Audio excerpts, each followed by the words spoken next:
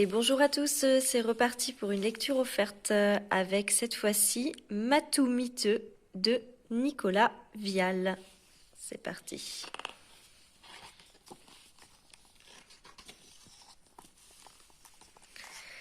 À tous les chats du monde et à Antonin qui les aime. C'est une petite dédicace de l'auteur. Il était une fois Matou miteux, beau gouttière rallongé en limousine, grand mangeur de souris et de rats.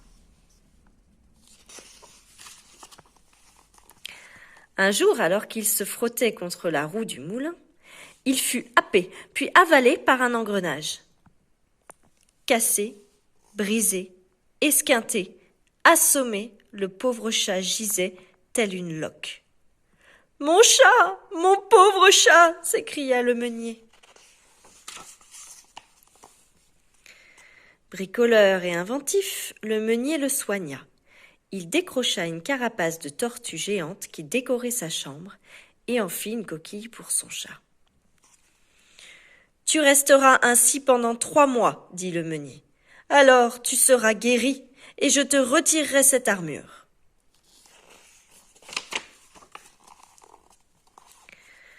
Que la coquille était lourde et encombrante, et le matou penaud. Lui, le chat si souple et si propre, ne pouvait plus se lécher. Cependant, très vite, il devint la tortue la plus rapide du monde, terrorisant rats et souris, mulots et musaraignes. Si bien qu'un matin, le meunier lui confia. « Dans quelques jours, plus de carapace, tu redeviendras un chat normal. Fini ma tortue qui ronronne. » Ravi, le matou repartit de plus belle. Mais il prit un virage trop rapide, dérapa, tourneboula, buta pour se retrouver immobile, sur le dos. Impossible de se retourner. Il essaya même de faire balancier avec sa queue. En vain. Aucune souris à l'horizon, ni rat, rien. Il appela au secours. Braou, braou. Mais le moulin battait fort et le meunier dormait. Le jour déclina et avec lui le temps. Une tempête s'abattit sur la contrée, un vrai déluge. Une pluie incessante, le chat miaulait, l'eau tombait, le meunier dormait.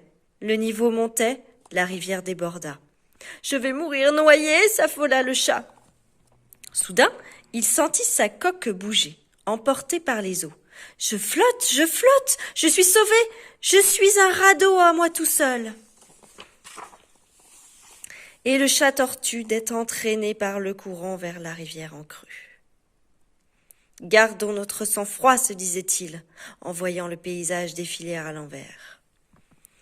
Prise par le courant, une souris vit dériver l'esquif. « Ouf !» se dit-elle, et elle monta sur la coquille.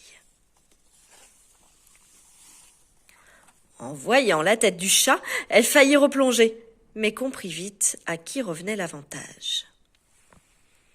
Elle devint capitaine et se mit à indiquer les rochers, les épaves que le chat de sa queue gouvernail évitait.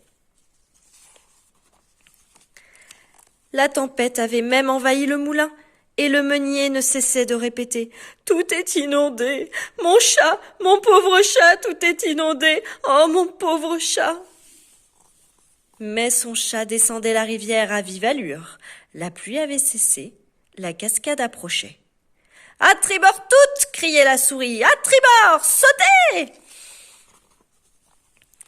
L'embarcation se fracassa contre un rocher et voltigea de tous côtés. La carapace avait recueilli la souris.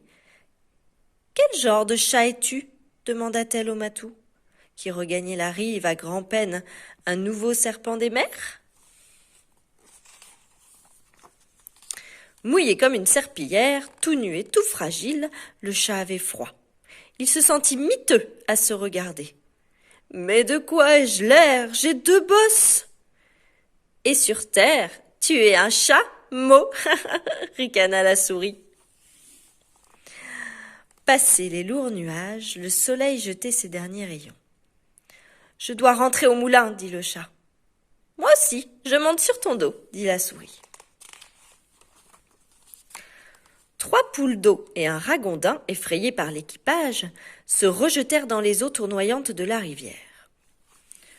Le Touareg et sa monture coupaient à travers un champ de blé en herbe.